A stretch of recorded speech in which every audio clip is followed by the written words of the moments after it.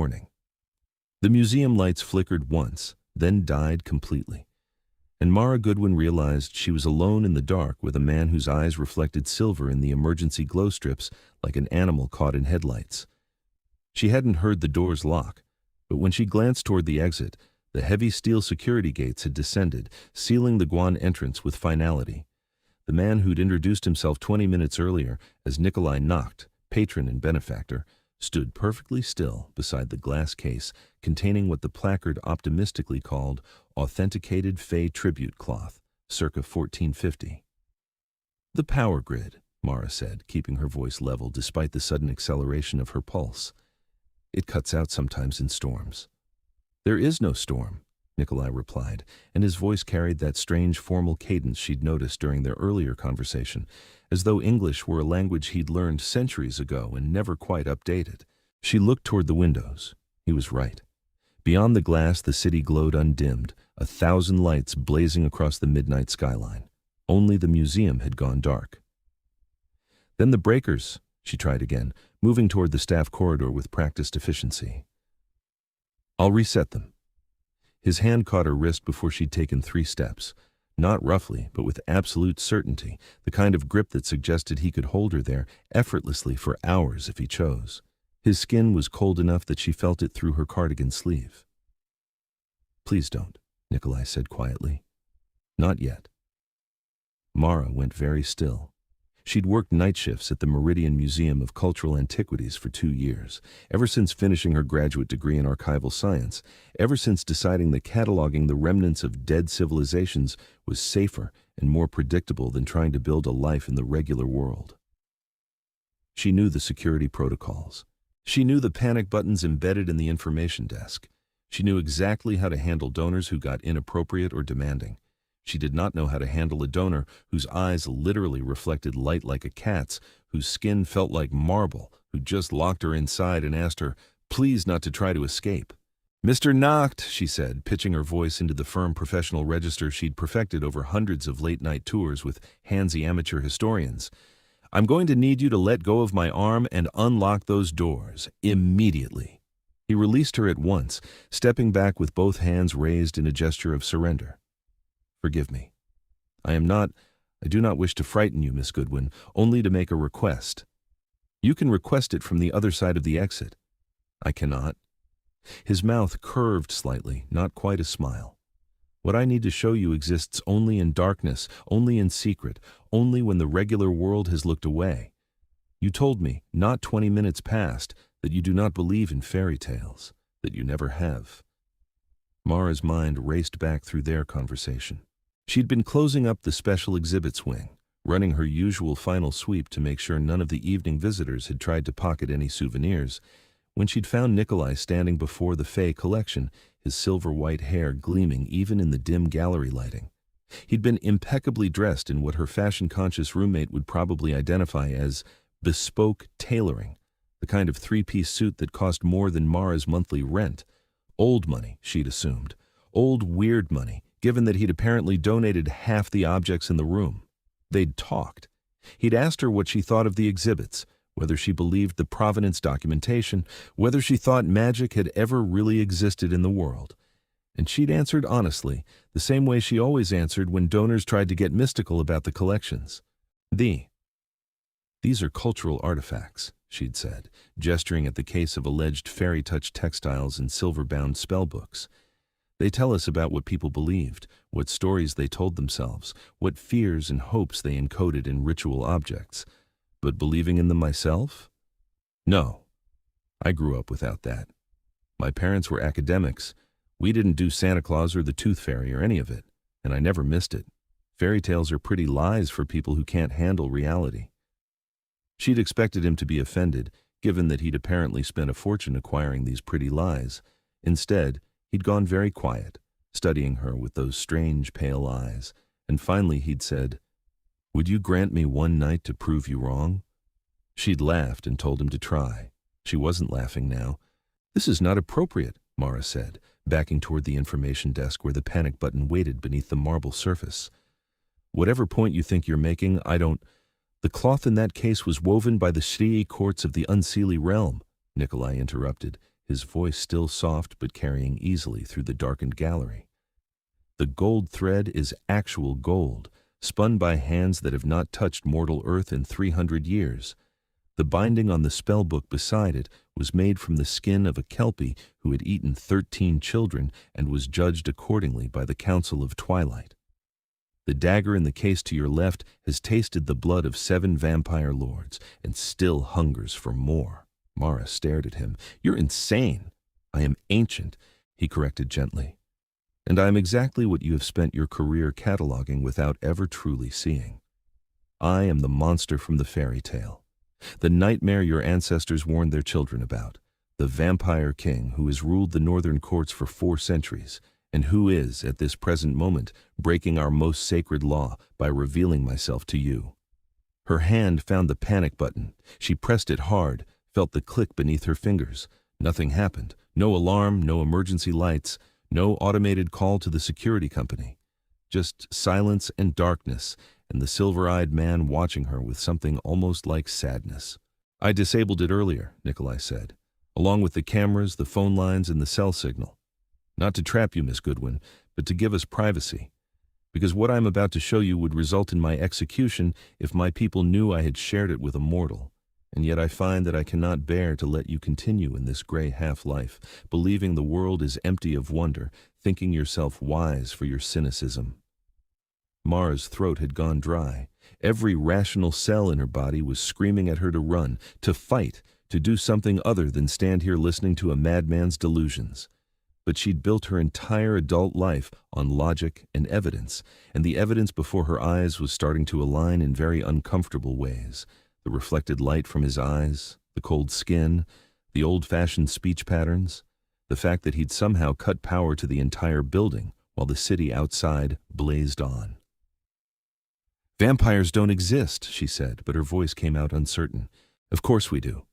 Nikolai took a single step forward, moving with a grace no human body could quite manage, as though gravity were a suggestion rather than a law. We are simply far more careful than the stories suggest. We do not hunt indiscriminately. We do not turn mortals on a whim. We do not advertise our presence to a world that would rightly fear us. But we exist, Miss Goodwin, the same way magic exists, the same way the creatures behind every human myth exist. Your museums are full of our history. You touch it every day and call it legend.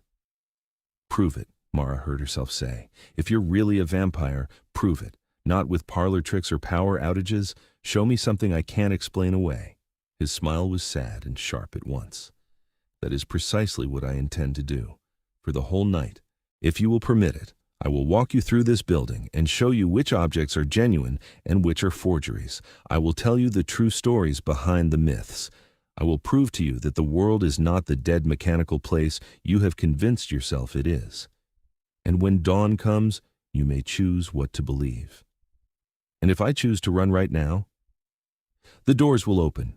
He gestured toward the exit, and with a smooth mechanical hum, the security gates began to rise. Beyond them, the glass doors stood unlocked, offering escape into the ordinary fluorescent-lit world. I will not hold you against your will, but I think you are too curious to leave. I think some part of you, however deeply buried, still wants to believe in fairy tales. Mara looked at the exit, looked at Nikolai, looked at the case of alleged fey cloth that had always seemed a little too perfectly preserved, a little too luminous even under museum lighting, a little too much like it actually might be magic. She thought about her apartment, small and safe and utterly predictable. She thought about her life, carefully constructed to contain no surprises, no risks, no dangerous hope. She thought about what her mother always said, that wonder was for children and fools, that the real world rewarded clear-eyed realism, that people who chased fairy tales ended up disappointed every time. One night, Mara said finally, you have until dawn, and if I want to leave at any point, you walk out and I do not follow, Nikolai agreed. You have my word, which I have not broken in 400 years. She knew she was being phenomenally stupid. She knew that every self-preservation instinct she possessed was currently screaming in protest. She knew that believing him, even tentatively, went against every principle of rational thought she'd built her identity around. But the way he looked at her was not the way predators looked at prey. It was the way someone looked at a wounded thing they wanted desperately to heal. "All right," Mara said, and the museum doors swung shut again with a sound like fate closing around her. "Prove me wrong." Nikolai's face transformed. Not literally, he did not suddenly sprout fangs or shift into something monstrous, but the carefully neutral mask he'd worn dropped away, revealing something ancient and earnest, and almost desperately hopeful beneath. "Thank you," he said quietly, and offered her his hand. She hesitated, then took it.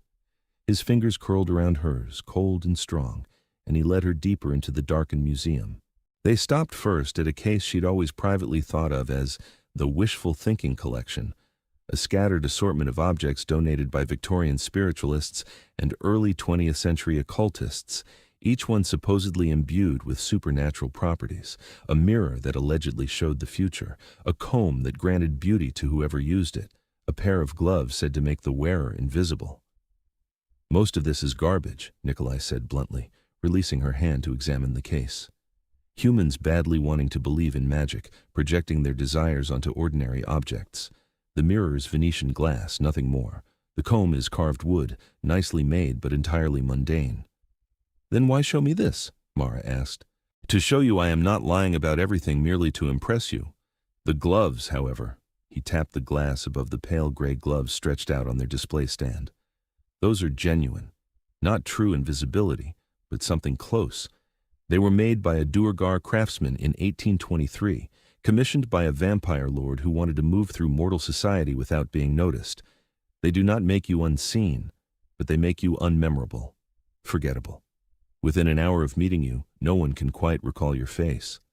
Mara studied the gloves with new attention. "We have Providence paperwork claiming they belong to a stage magician." They did. He bought them from the vampire lord's estate sale, after said lord was executed for hunting mortals too openly. The magician wore them during every performance and convinced himself his skill was simply that exceptional, that people forgot him because his act was so ordinary it failed to stick in memory. He died never knowing the truth. "That's sad." "Yes." Nikolai moved to the next case. "Magic is often sad. Power rarely brings happiness, Miss Goodwin. Immortality even less so. If you are expecting me to prove that fairy tales are all wonder and no cost, I will fail before I begin." She followed him through the gallery, listening as he sorted the genuine from the false, as he told stories about objects she'd catalogued 100 times and thought she understood. The Athame in Case 7 wasn't just a ceremonial knife, it had been used in actual binding rituals, and if she looked closely here, he pulled out a small penlight from his jacket. Shining it at a particular angle, she could see the residue of dried blood still caught in the fuller. The crystal ball in Case 12 was clouded not from age but from overuse, the quartz literally burned out from too many scrying sessions. The iron horseshoe near the window had been nailed above a doorway for 200 years and had, according to Nikolai, turned away countless fae who'd tried to enter that household. "Iron burns them," he explained, his voice soft in the darkness. "The same way silver burns my kind. It is not myth. It is simple incompatibility, like an allergy taken to fatal extremes. Their flesh smokes on contact. It is agonizing." "And you?" Mara asked. "Does silver hurt you?" "Intensely. I can tolerate it briefly, but prolonged exposure would kill me." He pointed to a silver-chased sword mounted high on the wall. "That blade has ended 3 vampires. I donated it to the museum myself, thinking it's safer here than in the armory where young fools might try to claim it for dueling." "You have an armory." "I have many things, Miss Goodwin. I am a king, after all." He said it without arrogance, just factual. "The northern vampire courts have existed since before your civilization named itself.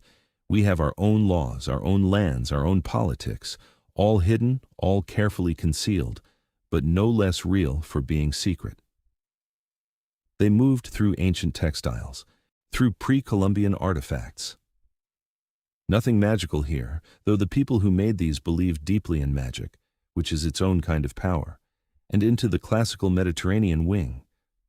Here, Nikolai paused before a small clay tablet covered in linear B script. "Can you read this?" he asked. It's an inventory tablet. Olive oil stores, I think. Standard Mycenaean Palace administration. Look closer. Third line. Mara leaned in, trying to make out the ancient script in the dim emergency lighting. She'd studied Linear B in graduate school, but she was rusty. I'd need better light and probably a reference text. Nikolai's hand moved faster than she could track, and suddenly he was holding a LED lantern that he'd apparently retrieved from the security office. He set it beside the case, illuminating the tablet. She squinted at the symbols. That's odd. That glyph there doesn't match the standard syllabary, and the context suggests something about blood, but the quantity markers are wrong unless— She stopped. Unless they are not measuring in amphoras, unless they're measuring in people. Blood tribute, Nikolai confirmed quietly. That palace had a treaty with an elder vampire who defended their coastline from raiders. In exchange, they provided blood from volunteers, 10 people, once per month, who were fed and compensated and sent home unharmed. It was a fair arrangement by the standards of the time. That tablet is the only remaining proof it ever existed. Mara's hands were shaking slightly. The academic consensus is that Linear B contains no supernatural content. The academic consensus is limited by the assumption that supernatural things do not exist. His voice was gentle, not mocking. Your colleagues are working from incomplete data. It's not their fault they draw incomplete conclusions. She turned away from the tablet, pressing her palms against her eyes. Too much. This was too much information, too fast, delivered with too much casual certainty. Either Nikolai was elaborately, expertly delusional, or he was telling the truth. And if he was telling the truth, then everything she thought she knew about history was wrong. I need a minute, she managed. Of course. He retreated a few steps, giving her space. This is not easy, I understand that. You have built your entire worldview on the assumption that the material world is all that exists. I am asking you to dismantle that in a single night. Why? Mara dropped her hands, turning to face him. Why does it matter to you whether I believe? Why break your laws, risk execution, go to all this trouble for one random archivist who doesn't believe in fairy tales? Nikolai was quiet for a long moment, his strange silver eyes distant. When he spoke, his voice carried weight, the kind of exhaustion that came from centuries rather than years. Because I have watched the human world grow darker, he said. Not in the sense of evil, but in the sense of light dying out. I have watched wonder disappear from your lives, replaced by cynicism and irony and the grinding certainty that nothing magic remains. And I have watched people like you, brilliant, dedicated, surrounded by the remnants of wonder, convince yourselves that it was all primitive superstition. You are not happy, Miss Goodwin. I saw it in your eyes when we first spoke. You are competent, educated, safe, and utterly joyless. And I thought perhaps if I could show just one person the truth, it might matter. The honesty in his words hit her like a physical blow. Because he was right. She wasn't happy. She'd told herself for years that happiness was a fairy tale in itself, that contentment came from realistic expectations and careful risk management, that the absence of disappointment was close enough to satisfaction. But standing here in the dark with a vampire king who'd violated his own laws just to prove her wrong, she felt something she hadn't felt since childhood. The fizzing electric sensation of possibility. The sense that the world might be larger and stranger than she'd allowed herself to imagine. Show me more, Mara said. They walked for hours, through medieval manuscripts where Nikolai translated illuminated marginalia in demonic script that no human scholar had ever deciphered. Through Renaissance art, where he pointed out which painted angels were based on actual encounters with celestial beings and which were pure imagination. Through the Egyptian collection, where he carefully explained the difference between symbolic curses and functional ones, showing her the hieroglyphs that would activate bindings versus the ones that merely threatened them. He talked, and she listened, and gradually she began to see the collection not as historical artifacts, but as fragments of a living hidden world, a world that had existed alongside humanity for millennia, carefully concealed, occasionally intersecting, always watching. Do you feed on people? She asked as they stood before a Roman-era mosaic depicting what the placard called mythological bacchanal. but which Nikolai quietly identified as a fairly accurate representation of a vampire court feast. "Yes," he said simply, "I require blood to survive, but I do not kill. The mortals who provide for me do so willingly, through established contracts. They are compensated generously. They are never harmed beyond the initial bite, which I am told is more pleasurable than painful due to the compounds in vampire saliva. That's in the folklore, too. That vampire bites feel good. Some folklore is accurate, not all." He tilted his head, studying her. "Are you afraid?" She checked in with herself, surprised to find that she wasn't. Nervous, yes. Overwhelmed, absolutely. But not afraid. Somehow, over the course of the night, Nikolai had transformed in her perception from potential threat to something else entirely. A teacher, maybe, or a guide to a world she'd never known existed. "No," Mara said. "I don't think you brought me here to hurt me." "I did not." His voice was fervent. "I would never. You are precious, Miss Goodwin, not in the abstract, but specifically. You, with your sharp mind and your wounded idealism and your desperate need to believe the world makes sense, I would not harm you for kingdoms." The intensity in his words made her breath catch. "You don't even know me." "I know enough. I have lived centuries. I have met thousands upon thousands of mortals. And I recognized you the moment we spoke, recognized the particular way you have calcified around your disappointment, and I thought—" He stopped, looking away. "Forgive me. I am being presumptuous." "You thought what?" "That I might show you something beautiful," Nikolai finished quietly. "Before you hardened entirely. Before you became so defended that nothing could touch you anymore. Call it arrogance, but I have some experience with losing the capacity for wonder, and I would spare you that fate if I could." Mara's chest hurt. No one had ever looked at her the way he was looking at her now, like she was something rare and breakable and worth saving. Her parents had loved her, she supposed, in their distant academic way. Her few friends tolerated her. Her co-workers found her competent but cold. But no one had ever seen straight through to the lonely, disappointed child she'd been, the one who'd wanted magic so badly and been told so firmly it didn't exist that she'd learned to kill the wanting entirely. "Why do you care?" she whispered. "Because I remember what it was like," Nikolai said. "To lose faith. To stop believing the world held anything but violence and politics and empty years stacking endlessly ahead. It took me 200 years to find wonder again, and I had eternity to work with. You do not. Your human life is so brief, Miss Goodwin. I could not bear to see you wasted in cynicism." She reached out, almost without thinking, and touched his hand where it rested on the display case. His skin was cold, but it warmed slightly under her palm, as though even vampires could not remain entirely marble when touched with gentleness.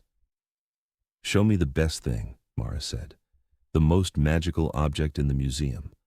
The one that proves beyond any doubt that fairy tales are real." Nikolai's face lit with something very close to joy. "Come with me." He led her to the far wing, the one that housed the museum's pre-modern European collection. Past cases of medieval prayer books and Viking silver hoards, all the way to the back corner where a single small case stood alone, spotlit even in the emergency lighting by some trick of the positioning. Inside, on a bed of dark velvet, lay a simple circlet of braided flowers. They looked impossibly fresh, as though they'd been picked that morning, each petal perfect and dewy. "The label says replica," Mara noted. "The label is a lie I insisted on when I donated this piece." Nikolai's voice had dropped to something almost reverent. "Those flowers were braided 400 years ago by a human girl who loved a fairy prince. He could not marry her, such unions were already forbidden by then. But he wanted her to have something that would never fade, never wilt, never die the way he knew she would. So he wove his own immortality into the flowers. They have remained fresh for centuries. They will remain fresh for centuries more, and every vampire and fey creature who sees them knows exactly what they represent." "What?" Mara breathed. "The only thing stronger than death," Nikolai said simply. "Love. Foolish, hopeless, world-breaking love, the kind that makes you violate every law, risk everything, transform the impossible into the real. That circlet is proof that fairy tales exist, Miss Goodwin, because someone loved enough to make one come true." Mara stared at the flowers, at the impossible, perfect, heartbreaking flowers, at the physical manifestation of everything she'd taught herself not to want, sitting in a museum case labeled replica to hide it from a world that would not believe. Something inside her chest cracked open, some careful defensive wall she'd built brick by brick over decades of disappointment. And what flooded through the gap was not bitterness or fear, but a terrible, overwhelming longing. "I want that," she said, and her voice broke on the words. "God, I want that so badly. I want to believe the world has that kind of magic. I want to believe love can make flowers immortal. I want to believe in fairy tales." "Then believe," Nikolai said, and his hand found hers in the darkness, cold fingers interlacing with warm. "I am standing here as proof, Miss Goodwin. I am a fairy tale, and I am real." She turned to look at him, this strange, silver-eyed creature who'd crashed into her careful life and methodically dismantled every defense she'd built. He was beautiful in the way myths were beautiful, too perfect, too otherworldly, too much to be entirely safe.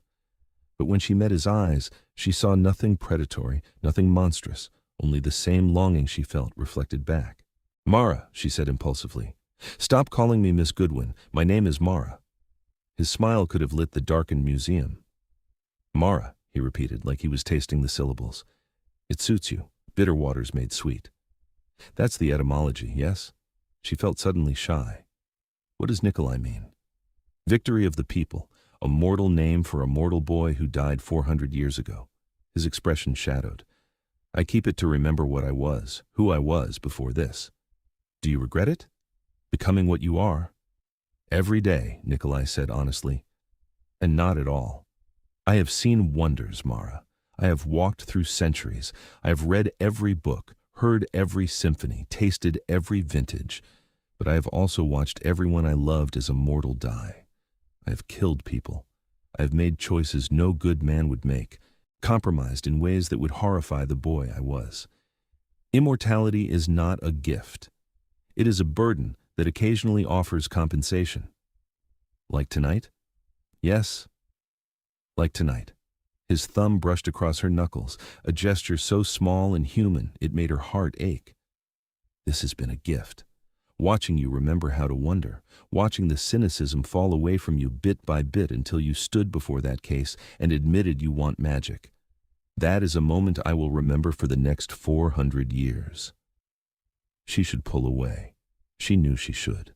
This was a vampire, a predator, a king of monsters who just admitted to killing people. This was not safe. This was not sensible. This was the opposite of everything she'd built her life around. But his hand was warming in hers, and his eyes held nothing but careful, desperate hope, and Mara realized with a jolt of vertigo that she was falling. Not carefully, not sensibly, not in any way she could control. She was falling in love with a fairy tale. "It's almost dawn," she said, though she had no idea what time it actually was. The night felt both endless and far too short. Nikolai glanced toward the windows, where the sky had begun to shift from black to deep blue. "So it is. I must leave soon. Sunlight would not kill me immediately, but it would be exceedingly unpleasant. Will I see you again?" The question came out smaller than she'd intended, vulnerable in a way she hadn't allowed herself to be in years. But Nikolai's face transformed, joy and relief, and something deeper flashing across his features. "Do you want to?" "Yes," Mara said, and meant it with her entire chest. "Yes, I want to see you again. I want to learn more. I want to hear every story. I want—" She stopped, afraid to voice the full depth of what she wanted. "I want that too," Nikolai said softly. "More than is probably wise. But Mara, you should know that I am being watched. The vampire courts have strict laws about revealing our existence to mortals. I have certainly broken those laws tonight.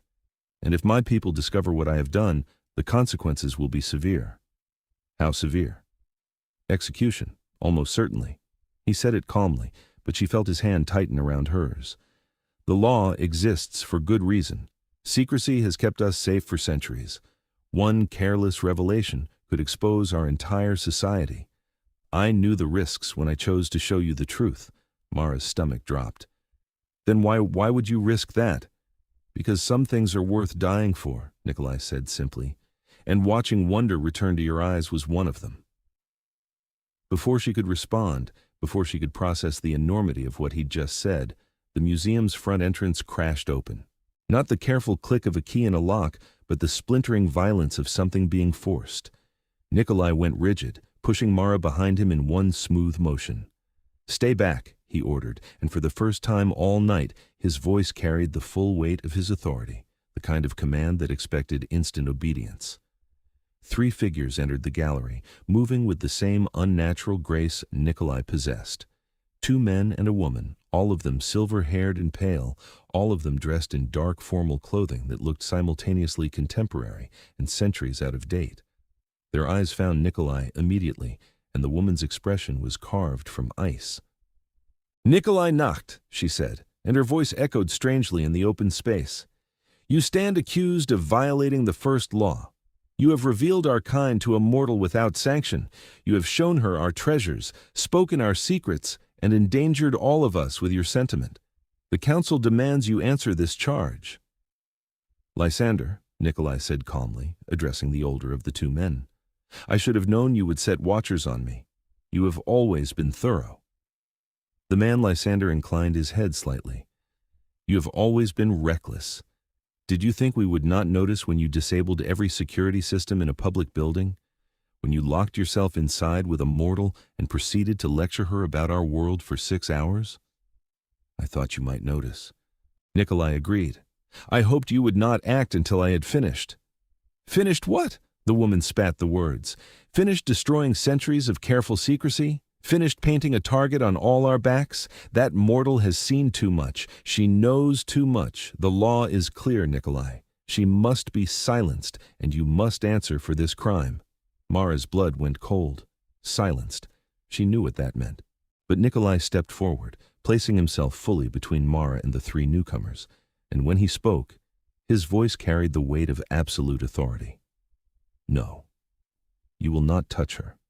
I am still a king of the northern courts, Katerina. You may judge me, but you will not harm an innocent mortal for the crime of listening to stories." "Then you condemn yourself," Katerina shot back. "The council will execute you for this. Tonight you have destroyed yourself for a moment of sentiment." "Perhaps." Nikolai's shoulders were set, his stance immovable. "Or perhaps I have simply decided that our laws require changing. We have hidden for centuries, Lysander, Katerina. We have made ourselves into myths and monsters, into stories parents tell to frighten children. And what has it gained us? Safety, yes, but also isolation, stagnation. We do not grow, we do not change, we simply endure, year after year, watching the mortal world rush forward while we remain frozen in secrecy." "That secrecy keeps us alive," Lysander said, but his voice was less certain than Katerina's. "Does it? Or does it simply keep us alone?" Nikolai gestured back toward Mara without taking his eyes off the others. "This woman is brilliant, kind, and until tonight, she believed the world held nothing but mundane truth. She catalogued our treasures daily and saw nothing, not because she was stupid, but because she had been taught to see nothing. The mortal world has forgotten us so completely that we could walk among them openly, and they would rationalize us away." "All the more reason to maintain the secrecy," Katerina insisted. "No. All the more reason to restore the wonder." Nikolai's voice rose, passionate and fierce. "The mortal world is dying of cynicism, of the conviction that nothing magic exists, and we could heal that. We could remind them that fairy tales are real, that the world is stranger and more beautiful than they remember. But only if we stop hiding, only if we trust them enough to reveal ourselves." "You are proposing we overturn the first law?" Lysander sounded incredulous. "I am proposing we evolve it," Nikolai corrected. "Not careless revelation, not dangerous exposure, but carefully chosen contact.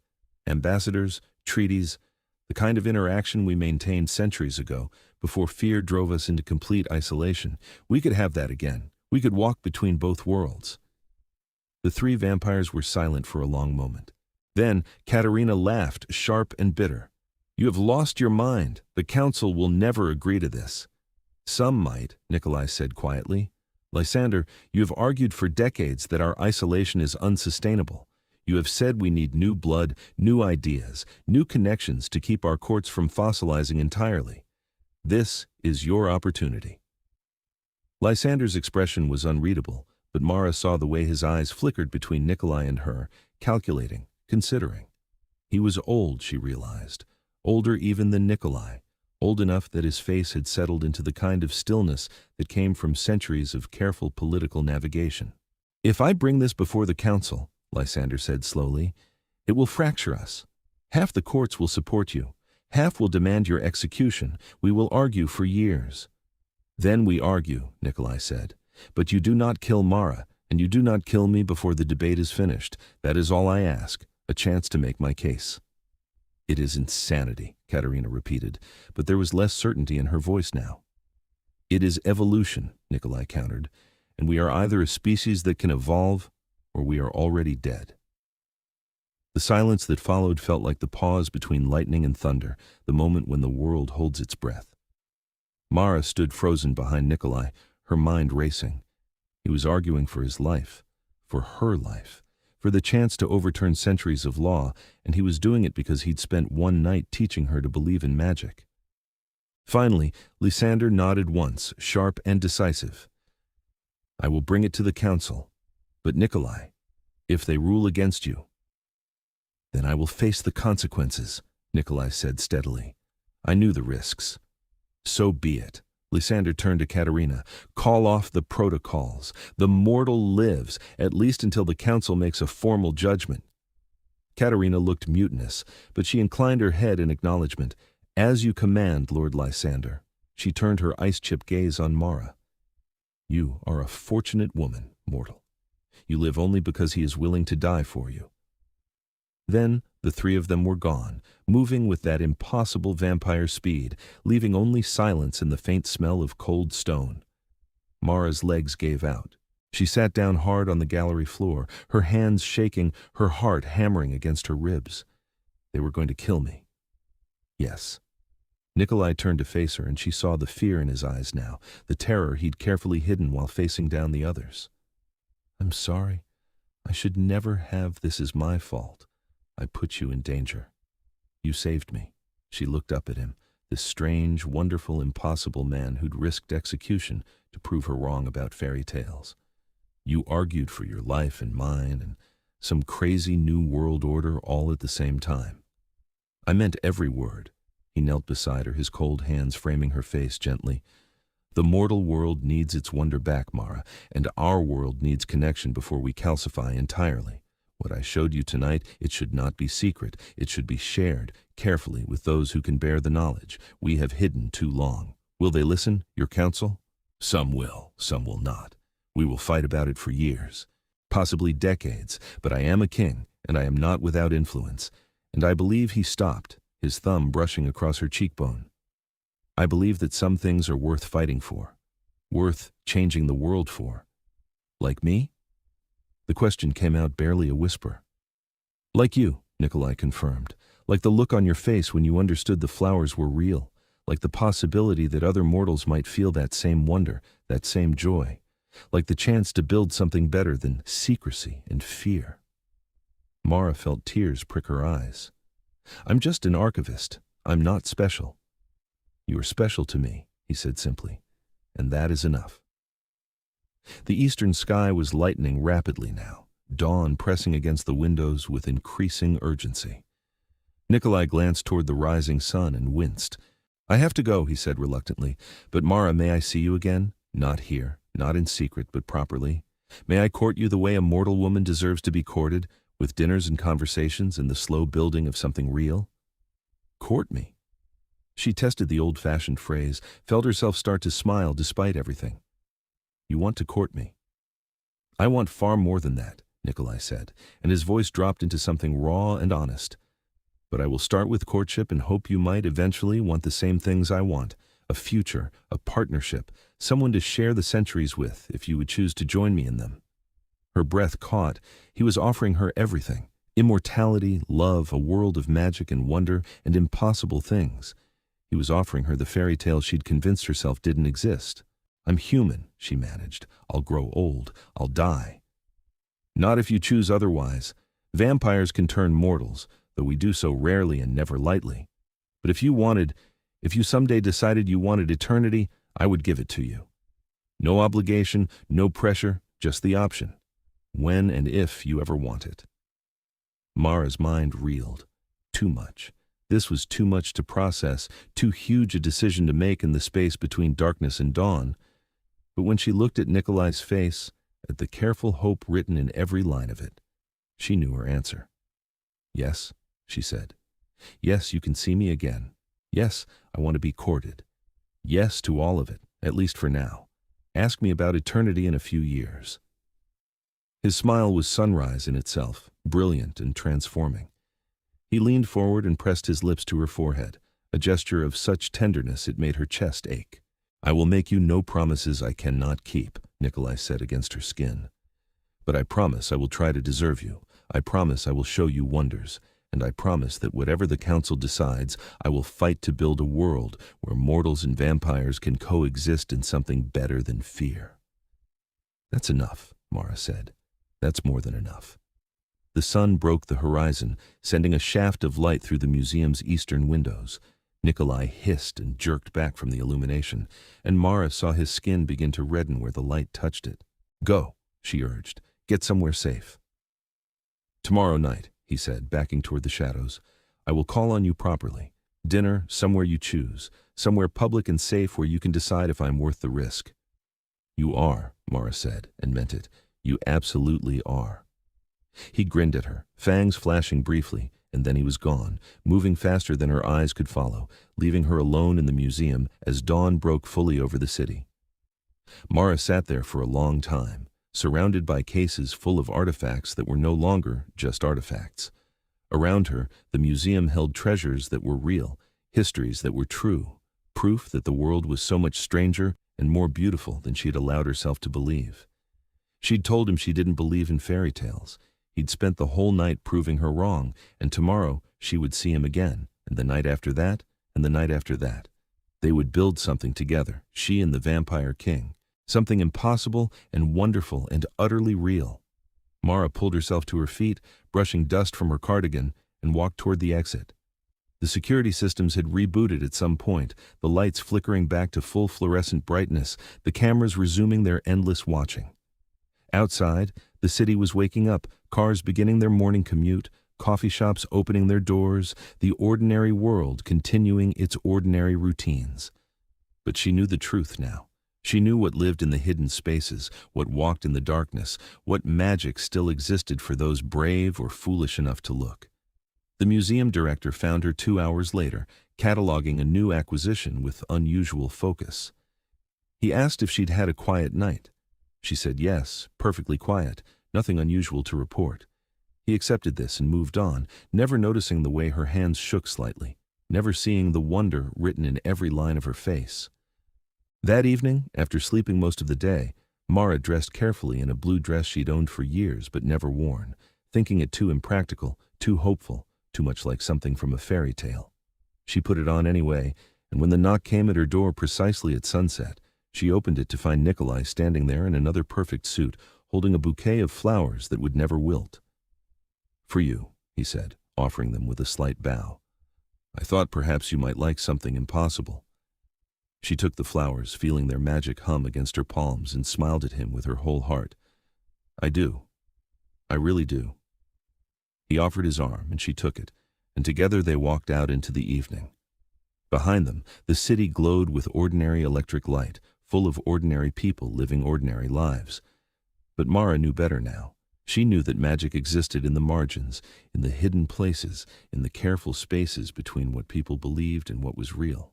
And she knew that she'd fallen in love with a vampire king who'd broken every rule to give her back her sense of wonder.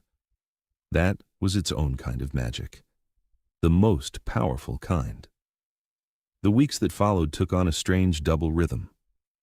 During the day, Mara continued her work at the museum, cataloging artifacts with new eyes, seeing connections and truths she'd missed for years. Her colleagues noticed she seemed different, brighter somehow, more engaged, but attributed it to a good summer, and left it at that. During the nights, Nikolai courted her with an old-world formality that should have felt ridiculous, but somehow didn't. Dinners at restaurants that stayed open late, walks through the city's parks after midnight when they had the paths to themselves, long conversations about history and magic and the strange overlap between them. He introduced her, gradually and carefully, to others of his kind.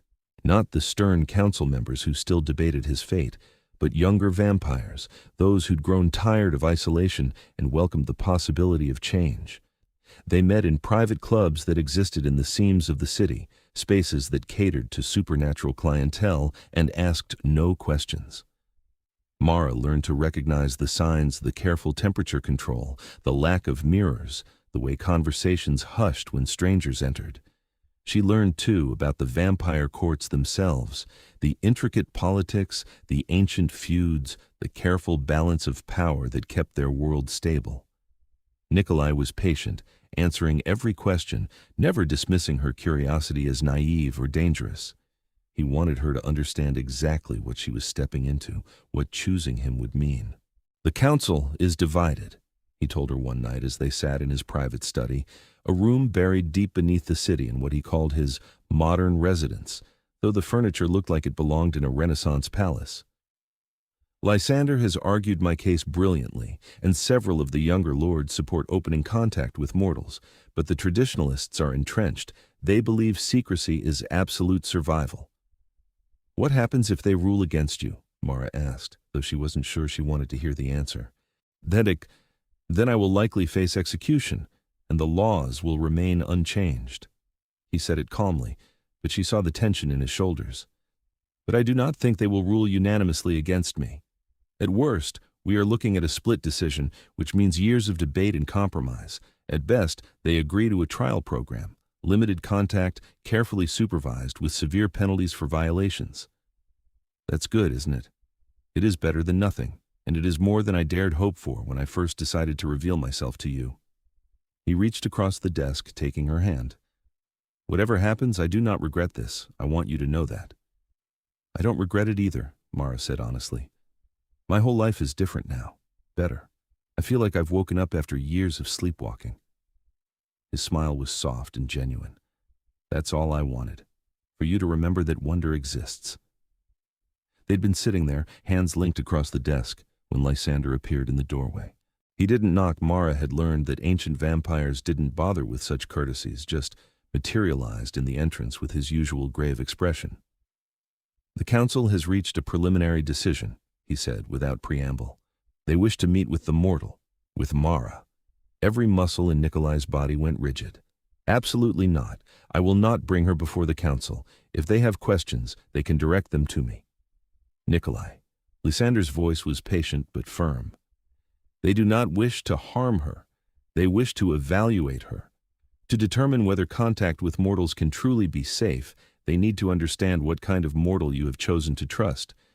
She may refuse, of course, but if she agrees, it could significantly help your case." Mara looked between the two vampires, her heart hammering. The thought of facing the council terrified her. But if her testimony could help Nikolai, could help change the laws that kept the supernatural world locked in fearful secrecy, wasn't it worth the risk? "I'll do it," she said, before she could talk herself out of it. "Mara, no." Nikolai's grip on her hand tightened. "You do not understand what you are offering. The council is not gentle. They will interrogate you, test you, push you to see if you break. I will not subject you to that." "You subjected yourself to potential execution for me," Mara countered. "The least I can do is sit through an interrogation. Besides, I'm good at questions. I've survived academic defenses. How much worse can a vampire council be?" "Substantially worse," Lysander said dryly. "But I admire your courage. If you truly wish to do this, I will arrange it. 3 nights from now, at the Court of Twilight. Nikolai may accompany you, though he will not be permitted to speak on your behalf." "Lysander," Nikolai started, but the older vampire raised a hand. "This is her choice. Do not take it from her by being overprotective. She is clever enough to know the risks and brave enough to face them. Respect that." Nikolai looked at Mara for a long moment, conflict warring in his expression. Finally, he nodded once, sharp and reluctant. "Very well, but I will be beside her every moment. If they threaten her, if they overstep, I will end the proceeding myself." "Fair enough." Lysander inclined his head to Mara. Prepare yourself, Miss Goodwin. The council will be thorough. But if you can demonstrate that mortals are capable of keeping our secrets, of engaging with our world responsibly, you may well change centuries of law. Then he was gone, leaving Mara alone with Nikolai and the sudden crushing weight of what she'd agreed to. I should not have let you volunteer, Nikolai said quietly. You didn't let me do anything. I chose this. Mara squeezed his hand, trying to project confidence she didn't entirely feel. I can do this. I can convince them that humans and vampires can coexist. You should not have to convince them of anything. You should be safe, far from our politics. But I'm not far from your politics. I'm in the middle of them because I chose you. She stood, moving around the desk to stand directly in front of him. Nikolai, I'm not some fragile thing that needs protecting from hard truths. I knew what I was getting into when I said yes to courtship. I knew you came with complications. The council is just one of them. He looked up at her and she saw fear in his eyes. Raw, undisguised fear, the kind she suspected he rarely allowed himself to show. I cannot lose you. Not now that I have found you. You won't lose me. Mara cupped his face with both hands, feeling the cool smoothness of his skin, the slight sharp points of fangs behind his lips. I am stubborn, and I'm smart, and I've spent my entire adult life arguing with people about historical interpretation. I can handle a few vampire lords. Despite everything, he laughed. You are extraordinary. Do you know that? You've mentioned it, she said, and kissed him. It was not their first kiss. They'd shared several over the past weeks, careful explorations of this impossible thing growing between them, but it felt different now, more urgent, weighted with the knowledge that 3 nights from now everything might change. He kissed her back with careful intensity, his hands coming up to cradle her waist, and for a moment the world narrowed to just the two of them, vampire and mortal, building something fragile and precious in the space between their worlds. When they finally broke apart, Mara was breathless, and Nikolai looked slightly dazed, which she counted as a victory. Making a centuries-old vampire king look dazed felt like a significant achievement. 3 nights, she said. We should prepare. What do I need to know about council protocol? He took a breath, visibly pulling himself together. Everything. I will teach you everything. How to address them, what questions to expect, which lords are sympathetic, and which will try to trap you. We have 3 nights. We will use them well. They did. For 3 nights, Nikolai tutored her in vampire politics, council hierarchy, and the careful art of answering questions without revealing too much or too little. He introduced her to more of his people, letting her practice interacting with vampires until the initial fear faded into something more like cautious respect. He taught her the formal phrases, the ritual courtesies, the 1,000 small ways vampire society differed from human. And between the lessons, they talked. About her childhood, about his long centuries, about what they wanted from this strange relationship they were building. He told her about the mortal life he'd lived before his turning, about the family he'd lost, about the long years of learning to exist as something other than human. She told him about her parents' emotional distance, about building her life around safety and logic, about the loneliness she'd carried for so long she'd almost stopped noticing it. I was not always a king, Nikolai said on the 3rd night, hours before the council meeting. They were in his study again, surrounded by books and maps and the accumulated treasures of centuries. When I was turned, I was nothing. A dying merchant's son, fevered and hallucinating, barely clinging to life.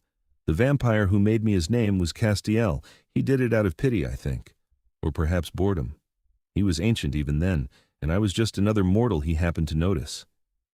Did you want to be turned? Mara asked. I do not remember wanting anything except for the pain to stop. But when I woke as a vampire, when I realized what had been done to me, he paused. I was furious. For decades I was furious. At Castiel, at fate, at the universe for transforming me into a monster. But gradually, I learned to see the gifts alongside the curses. I learned to use the power I'd been given. I rose through the courts, made alliances, fought in the wars that periodically consume our kind. And eventually, I became what I am now, a king, a lord, someone whose voice carries weight. And you're using that weight to argue for change. I am using it to argue for hope, Nikolai corrected. The vampire world is old, Mara. So old that many of us have forgotten how to imagine different futures. We maintain the same laws, fight the same fights, repeat the same patterns because change feels dangerous. But you are proof that change can be good, that reaching across the divide between our species can create something beautiful. No pressure, Mara said, trying for lightness. He caught her hand, pressing it to his chest where no heartbeat pulsed. I have faith in you, more faith than I have had in anything for centuries. You will speak to the council, and they will see what I see. They will understand. And if they don't? Then we will fight, Nikolai said simply, and we will keep fighting until they do understand, or until they remove me from power entirely. But I will not stop believing that our world can be better. I will not stop fighting for you. The weight of his conviction settled over her like a cloak. This was real.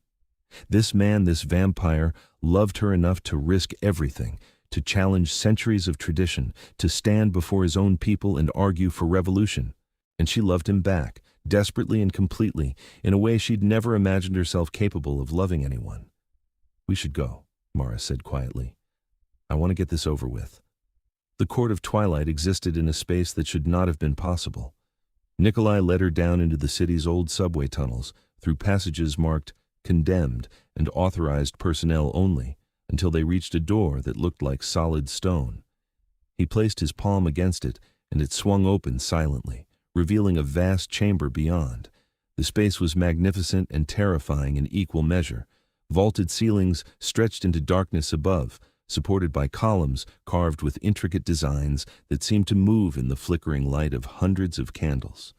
The floor was polished black marble, reflecting the flames until the whole room seemed to float in a sea of fire. And at the far end, arranged in a semicircle of ornate thrones, sat the council. 13 vampires, each one ancient and powerful and utterly alien in their beauty. They watched Mara enter with eyes that reflected the candlelight, predatory and assessing. She felt Nikolai's hand at the small of her back, a steady pressure reminding her she wasn't alone. Lysander stood at the center of the semicircle, his expression neutral. Miss Mara Goodwin, he said formally, you have been called before the Vampire Council to give testimony regarding the proposal to reform the first law. Do you come willingly? I do, Mara said, and was proud that her voice didn't shake. Then approach and be heard. She walked forward, feeling the weight of 13 immortal gazes on her, until she stood in the center of the semicircle, Nikolai a few steps behind her. Up close, the council members were even more intimidating, pale and perfect, and utterly inhuman in their stillness. Katerina spoke first, her voice cold. You are the mortal Nikolai Nacht chose to reveal himself to, the one he violated our most sacred law to educate. Why should we believe you can be trusted with our secrets? Mara took a breath, calling on every ounce of academic training she possessed. Because I understand the weight of what I've been shown. I work as an archivist. My entire career is built on protecting information, on understanding historical context, on recognizing when knowledge is too precious or too dangerous to share carelessly. I know how to keep secrets, and I know why your secrets matter. Pretty words, another council member said, a man with silver hair braided down his back. But how do we know you will not run to your newspapers, your internet, your social media, and expose us all? Mortals love attention. Some do, Mara agreed, but I don't. And more importantly, I understand what exposure would mean. It would mean war. It would mean panic. It would mean the destruction of everything Nikolai showed me, all the hidden wonder that exists in the margins of the world. I don't want that. She paused, gathering her courage. I want what Nikolai is proposing. Careful contact, mutual understanding, a world where vampires and humans can acknowledge each other without fear. But I know that has to be built slowly, with trust, not through sudden revelation. And yet you would have us trust you, a single mortal, based on nothing but your word, Katerina said. No, based on my actions. Mara looked directly at her. I've had weeks to expose what I know. I've had every opportunity to tell my colleagues, my friends, to document what I've learned and publish it. I haven't, not because Nikolai threatened me or compelled me, but because I chose not to. Because I respect what he showed me too much to weaponize it. Lysander leaned forward slightly. What do you believe would be gained from reforming the first law? From allowing limited contact between our species? This was the question Nikolai had prepared her for, the one where she could make her real argument. Mara took another breath. I think both our species are suffering from isolation, she said carefully. Vampires are trapped in secrecy, unable to participate fully in the changing world, locked into patterns that might have made sense centuries ago but are increasingly unsustainable. And humans are losing their sense of wonder, their connection to the magical and mysterious, their ability to believe in anything beyond the mundane. Contact between our species could heal both those wounds. Vampires could engage with human creativity, human innovation, human art and ideas. Humans could reclaim the magic they've lost, the understanding that the world is stranger and more beautiful than they've been taught. You speak of healing, the silver-haired man said, but contact could just as easily mean conflict, violence, war. It could, Mara admitted, if handled carelessly. But you're not careless. You've survived for centuries by being careful, strategic, thoughtful. Apply that same care to contact. Start with small steps, trusted intermediaries, controlled environments, build relationships slowly, prove they can work, and expand from there. It doesn't have to be all or nothing. Another council member spoke, a woman whose face could have been carved from ivory. And what of you, Miss Goodwin? What do you gain from this arrangement? Why advocate for our kind? Mara felt Nikolai's presence behind her, solid and supportive. Honestly, I gain Nikolai. I gain the ability to love him openly, without fearing that our relationship will get him executed. But beyond that, I gain wonder. I gain a world that makes sense again, where the artifacts I've studied for years are finally revealed as genuine. I gain purpose, the chance to help build something new. And I gain hope that the world is more than just mechanical cause and effect, that magic exists, that fairy tales are real. The council was silent for a long moment. Then Lysander spoke again. You love him. The Vampire King. Yes, Mara said simply. I love him. Completely. And if we rule against him? If we decide the law must stand and he must face punishment for breaking it? Her voice hardened. Then I would fight that ruling with everything I have. I would argue against it, protest it, make it as difficult as possible for you to enforce. Not because I don't respect your authority, but because executing someone for choosing hope over fear would be wrong. And I know enough about vampire politics now to know that wrongful executions have consequences, that they create feuds and factions and instability. You don't want that any more than I do. Katerina actually smiled, thin and sharp. You threaten us, mortal? I promise you, Mara corrected. I promise that if you hurt Nikolai for the crime of showing me kindness, I will make it my life's work to be a problem for you. Not through exposure, I meant what I said about protecting your secrets, but through every legal, political and social avenue available to me. I'm good at research, I'm good at finding leverage, and I have nothing but time and motivation. The chamber fell silent again. Several council members were looking at her with what might have been respect. Others looked skeptical. Katerina looked almost amused. Finally, Lysander stood. The council will deliberate. Miss Goodwin, you have given us much to consider. You may wait with Nikolai in the antechamber. We will call you when we have reached a decision. Mara nodded and retreated, Nikolai's hand finding hers immediately. They walked together to a smaller room off the main chamber, furnished with antique chairs and more of those unsettling moving tapestries. As soon as the door closed behind them, Nikolai pulled her into his arms. You were magnificent, he said against her hair. Brave and clever and absolutely magnificent. I have never been prouder of anyone in my life. She clung to him, allowing herself to shake now that the testimony was over. Did I help? Or did I make it worse? You helped. I saw their faces. You made them think, made them question assumptions they have held for centuries. That is more than I dared hope for. They waited for what felt like hours, but was probably less than one. Mara spent the time memorizing the feel of Nikolai's arms around her, the cold steadiness of his presence, the way he murmured reassurances in languages she didn't speak. If the council ruled against them, if this was the last time they had together. She wanted to remember every detail.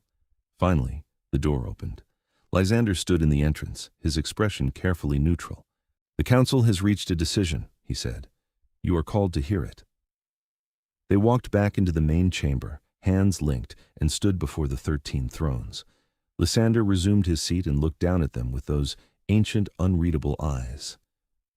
"Nikolai Nacht," he said formally, "you stand accused of violating the first law by revealing our existence to a mortal without sanction. The council has deliberated, and we have reached a decision. By a vote of 8 to 5, we find you guilty of this violation." Mara's heart plummeted. Guilty. They were going to execute him. But Lysander wasn't finished. "However," he continued, "we also recognize that your violation was not motivated by carelessness or malice, but by a genuine belief that our laws require evolution. The mortal you chose to trust has demonstrated remarkable integrity and understanding.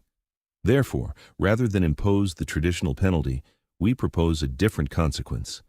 You will serve as the first ambassador to the mortal world. Your relationship with Miss Goodwin will be monitored, studied, and used as a template for future contact. If, after a trial period of 5 years, your arrangement is proven stable and secret-keeping successful, we will consider formal reform of the first law. If it fails, you will face the original penalty. Do you accept these terms?" Nikolai's hand tightened around Mara's. "I accept." Gratefully. Lysander's expression softened slightly. "Then, by the authority of this council, you are appointed ambassador. Use the position wisely. Nikolai, you are setting precedent for all who come after."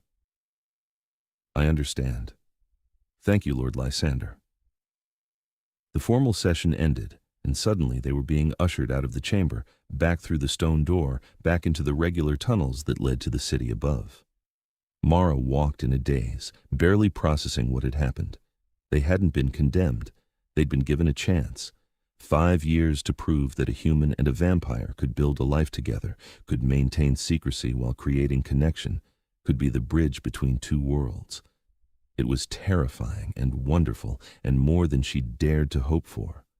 When they finally emerged into the night air, Mara turned to Nikolai and started laughing, slightly hysterical with relief. "We did it," she said. "They actually said yes. Well, conditional yes, but still yes." He caught her face between his hands and kissed her thoroughly, right there on the street corner where anyone might see. When he pulled back, his eyes were bright. "You did it," he corrected. "You convinced them. With your courage and your arguments and your absolute refusal to be intimidated, you saved us, Mara." "We saved us," she insisted. "Together." "Together," he agreed, and the word felt like a promise. The months that followed were strange and wonderful. Mara continued working at the museum, but now she worked with Nikolai's guidance, helping to curate a new exhibit about supernatural history that told truth disguised as myth. She became the unofficial liaison between the museum and the vampire courts, authenticating objects, providing historical context, building a framework for how mortals and vampires might share knowledge without sharing everything. She met more of Nikolai's people, learned their stories, began to understand the full complexity of the hidden world. Some vampires were kind, some were cruel. Most were complicated, shaped by centuries of experience into beings that defied simple categorization. But they welcomed her, cautiously at first and then with increasing warmth, as word spread that the mortal ambassador Nikolai had chosen was trustworthy and clever. She learned, too, what it meant to love a vampire, the careful navigation of their different schedules, her days and his nights, the adjustments to mortality, the awareness that she was aging while he remained frozen, the question of turning, of immortality that hung unspoken between them. They didn't rush. Nikolai had promised her time, and he kept that promise. They built their relationship slowly, learning each other's rhythms, discovering what worked and what needed negotiation. It wasn't always easy. There were arguments about secrecy, about risk, about how much of the vampire world she should be exposed to. There were moments when the differences between mortal and immortal felt unbridgeable. But there were also nights when he read to her in languages centuries dead, his voice turning ancient poetry into music. Mornings when she woke to find fresh flowers, the immortal kind, on her pillow. quiet evenings in his study, working side by side on projects that bridged their worlds, the slow accumulation of moments that built into something solid and real and utterly precious. A year into their arrangement, the council requested an update. Mara and Nikolai presented together, showing the work they had accomplished, the systems they'd built, the careful way they'd maintained secrecy while increasing understanding. The report was well received. Several council members who'd voted against them initially admitted they'd been wrong, that the ambassador program was succeeding beyond their expectations. 2 years in, Lysander approached Mara with a proposal. Would she be willing to work with other vampires to help guide those who wanted to establish contact with trusted mortals?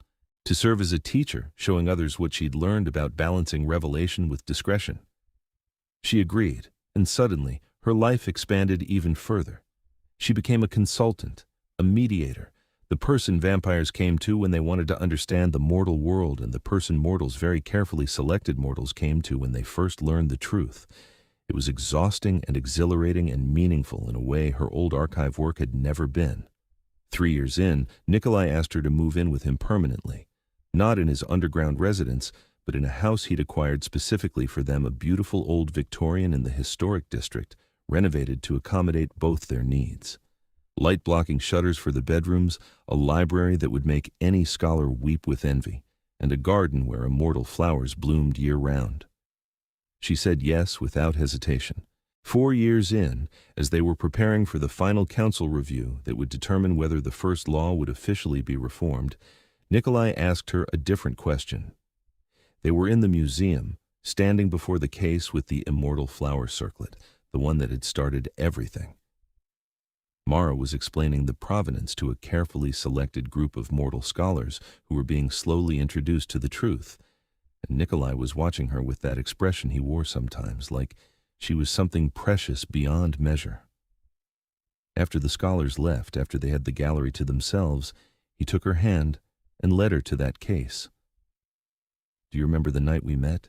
he asked quietly. "Of course. You told me you'd prove me wrong about fairy tales." "And did I?" Mara looked at the flowers, at the physical manifestation of impossible love, and smiled. "Yes, completely and thoroughly." "Good." He reached into his jacket and pulled out a small box. "Because I have one more fairy tale to offer you, if you want it." Her breath caught. "Nikolai, marry me," he said simply. "Not vampire marriage, not mortal marriage, but something in between. A ceremony that honors both our worlds, that makes official what we have been building these 4 years. And then, if you want, if you are ready, I will offer you the choice. Mortality or immortality. A human lifetime with me, or centuries. Either way, I am yours. But I would very much like you to be mine, officially and forever." Mara's eyes filled with tears. 4 years ago, she'd been a cynical archivist who believed in nothing but facts and evidence. Now she was standing in a museum with a vampire king who'd just proposed marriage and offered her eternity, and she knew exactly what her answer would be. "Yes," she said, "yes to marriage, and yes to turning. I want forever, Nikolai. I want to spend centuries with you, building bridges, creating wonder, proving that fairy tales are real." His smile could have lit the darkened museum the same way it had that first night. He opened the box, revealing a ring set with a stone that seemed to hold starlight. "This is moonstone, harvested from a fey realm and set by a vampire craftsman who owed me a favor. It will not fade or tarnish. It is as immortal as we will be." He slid it onto her finger, and it fit perfectly, like it had been made for her. Like everything in her life since that first night had been leading to this moment. "When?" she asked. "The turning?" "After the council review, if you are willing to wait. I want you to make that choice with clear eyes, knowing that our arrangement has been officially approved, that you are not doing this out of fear that we will be separated." "I'm not doing it out of fear," Mara said firmly. "I'm doing it because I love you, because I want to see where this goes, all the places we can travel, all the things we can build together, because a single human lifetime is not enough for everything I want to do with you." He pulled her close, pressing his forehead to hers. "Then, we will do it together. Mortality and immortality, wonder and reality, fairy tale and truth, all of it together. The final council review happened a month later. Mara and Nikolai presented 5 years of successful integration, of maintained secrecy, of careful bridge building between species. They showed the network they'd built, the protocols they'd established, the proof that mortals and vampires could coexist without exposure or conflict. The vote was unanimous. The first law would be reformed. Vampires could, with proper approval and oversight, establish contact with carefully vetted mortals. The age of total secrecy was ending, replaced by an age of cautious connection. Standing before the council, Mara felt the weight of what they'd accomplished. This wasn't just about her and Nikolai anymore. This was about every vampire who'd been isolated for centuries, every mortal who'd lost their sense of wonder.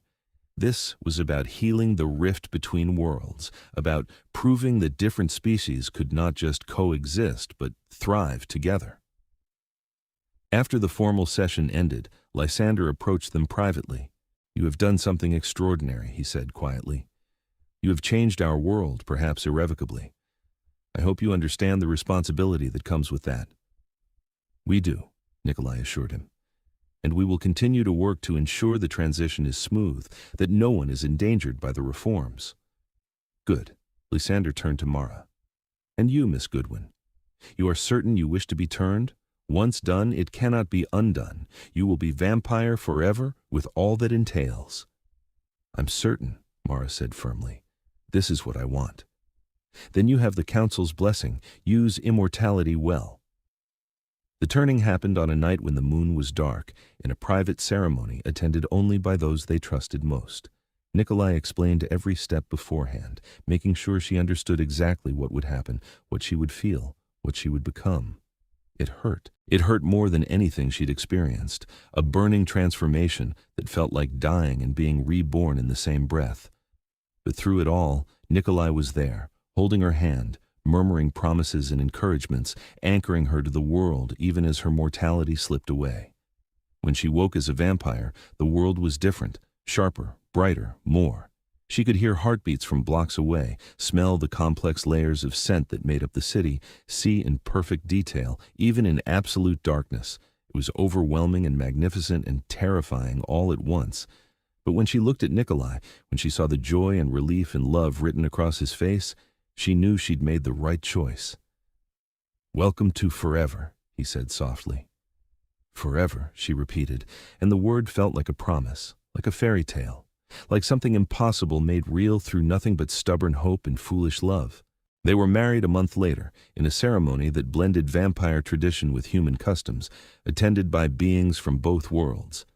Lysander officiated, speaking in ancient languages and modern English, binding them together with words that had weight beyond the merely symbolic. Mara wore a dress woven with threads of immortal flowers, a gift from the Fey courts who'd heard about the Vampire King and his mortal bride, and sent their blessings. Nikolai wore a suit that had belonged to his mortal father, carefully preserved for 400 years, a reminder of where he'd come from. They exchanged vows they'd written themselves, promising not just love, but partnership, not just forever, but growth, not just survival, but joy. And when Nikolai kissed her, when the assembled guests cheered in a dozen languages, Mara felt the same electric sense of possibility she'd felt that first night in the museum. The world was full of wonder. Fairy tales were real, and she'd just married her own happily ever after. The years that followed were full. They continued their work as ambassadors, expanding the network of connections between vampires and mortals, establishing protocols and safeguards, mediating disputes, teaching others what they had learned. It was slow, careful work, but it was meaningful. The world was changing, becoming richer and stranger, as the supernatural gradually emerged from complete secrecy into carefully managed visibility. The museum became a cornerstone of that work. With Mara's guidance and Nikolai's connections, they established a new wing dedicated to authenticated supernatural artifacts, pieces that were labeled honestly for those who knew how to read between the lines. It became a place where both worlds could meet, where mortal scholars and vampire historians could collaborate, where wonder was preserved and shared. They traveled too, once Mara learned to navigate immortality. to fey realms and vampire courts across the world, to hidden places that existed in the margins of maps, to the remaining pockets of magic that survived in an increasingly modern world. They collected stories, built alliances, worked to ensure that the supernatural world didn't just survive but flourished in the changing age. And through it all, they had each other. Centuries of conversations, of discoveries, of quiet moments and dramatic ones. Nikolai taught Mara everything he knew, and she taught him to see the modern world through fresh eyes, to find wonder in things he'd taken for granted. They argued and made up, grew together and individually, built a partnership that was more than just love, though it was certainly that. 50 years after that first night in the museum, they returned to the same gallery where everything had started. The museum had changed, new exhibits, new staff, new technology, but the case with the immortal flowers remained a permanent fixture. Mara stood before it, her vampire sight picking out details she'd missed as a mortal, and smiled. "You proved me wrong," she said to Nikolai, who stood beside her as he always did. "That night, you spent hours proving me wrong about fairy tales." "I did," he agreed, "and I would do it again, 1,000 times over, if it led us here." "Here is pretty good," Mara said, taking his hand. Their rings matched now, both set with moonstone that held starlight. "Here is better than anything I imagined when I told you I didn't believe." "Do you believe now?" She looked at the flowers, at the proof of impossible love made real. She looked at Nikolai, the vampire king who'd risked everything to give her back her wonder. She looked at herself, a cynical archivist transformed into an immortal bridge builder, living a life she'd never dared to dream. "Yes," Mara said, "I believe in fairy tales. I believe in magic. I believe in love that transforms the impossible into the real. You taught me that. You spent one night proving me wrong, and now I have forever to prove you right." He pulled her close, kissing her there in the quiet gallery, surrounded by centuries of treasure and wonder and carefully preserved magic. And as they stood there together, mortal turned vampire and vampire turned teacher, Mara thought about the girl she'd been 5 decades ago. Cynical, lonely, defended against disappointment. That girl had told a vampire king she didn't believe in fairy tales, and he'd spent the whole night and every night since proving her wrong. It was the best thing that had ever happened to her. The most wonderful, terrifying, transformative thing. A fairy tale made real through nothing but hope and courage and the stubborn insistence that the world could be more than it seemed. The museum closed around them, staff locking doors and shutting down exhibits for the night. But Mara and Nikolai remained, standing before the case of immortal flowers, 2 beings who'd chosen to build a bridge between worlds and found themselves building a home instead. "Ready to go?" Nikolai asked eventually. "Ready," Mara agreed. They walked out together into the night, into their forever, to a world that was stranger and more beautiful than either of them had imagined it could be. Behind them, the museum held its secrets and wonders, waiting for the next person brave enough to believe. And somewhere in the darkness, other vampires and mortals were meeting for the first time, learning to trust, beginning to build their own bridges. Because Mara and Nikolai had proved it was possible. Because they'd spent 50 years and would spend centuries more demonstrating that fairy tales weren't just real, they were worth fighting for. The city lights glowed around them as they made their way home, to the Victorian house with its library and its garden and its rooms that held both their histories. Tomorrow night, they would return to their work, to the endless project of connecting 2 worlds. But tonight, they had each other, and that was magic enough. Mara had told Nikolai she didn't believe in fairy tales. He'd spent the whole night proving her wrong, and she'd spent the rest of her immortal life being grateful he had.